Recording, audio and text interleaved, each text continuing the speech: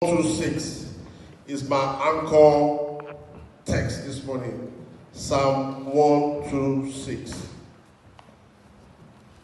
I was going to ask you if you have your Bible, raise it up, let me see. But these days, I think everybody's using their phone. But how many know? I'm still old school. Old school. Old school. Amen? Old school. Nothing wrong with new school, but I'm old school. Amen. Catch this down, please. 126 verse 1 says, when the Lord restore the fortunes of Zion, when the Lord restored the fortunes of Zion, we were like those that dreams. In another translation, it says, when the Lord restored the captivity of Zion, we were like those that dream. I'm here this morning to proclaim a message of hope and joy to us. I'm here this morning also to let you know that those that sow in tears shall rejoice with praise. Amen. That's the same song to say amen. Amen. I'm declaring to you this morning that if you have been sowing in tears, you shall rejoice in praise. Amen. I claim it for myself too. Amen. Amen. And this is a place of Zion. Because my Bible said to me, when the Lord, actually, my sister advised me, Zach, make sure you do not scream or shout this morning. So let me comfort myself. You know, because there's this African thing in me. I want to scream. But the one, do not scream. I get people frightened. Amen. So, when the Lord, restored the captivity of Zion. Zion is a place of deliverance. Zion is a place of refuge. Zion is a place of sanctuary. It's a place you feel safe. Amen? Amen. And how many know most of us have been returned to Zion in our daily lives? Amen?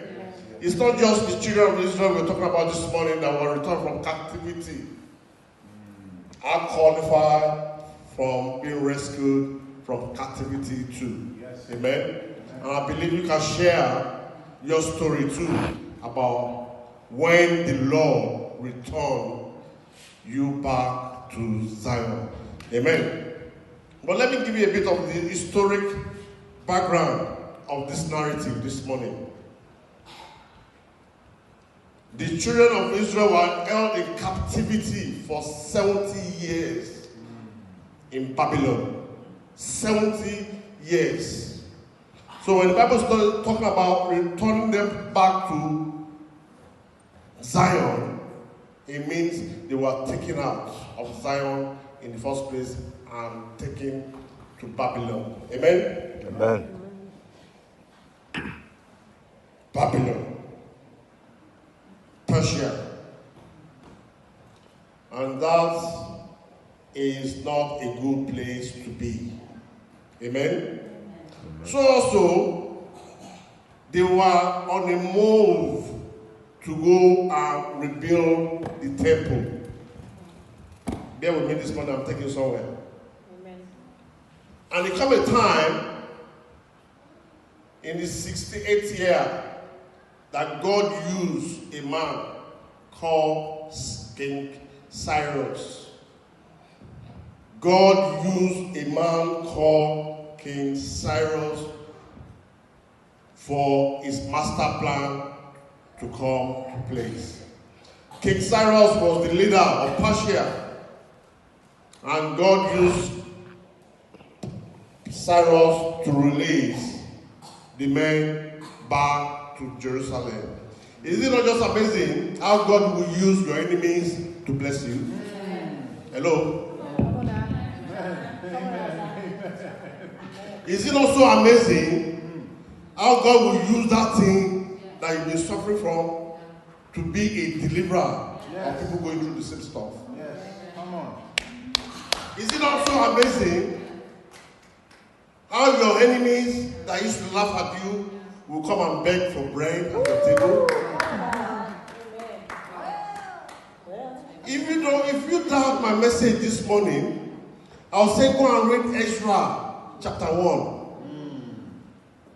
Because this Psalm 126 is related to the book of Ezra chapter 1. It's chapter 1 of book of Ezra. We serve a good God. Amen. We serve a good God. Amen. We serve a good God. Amen.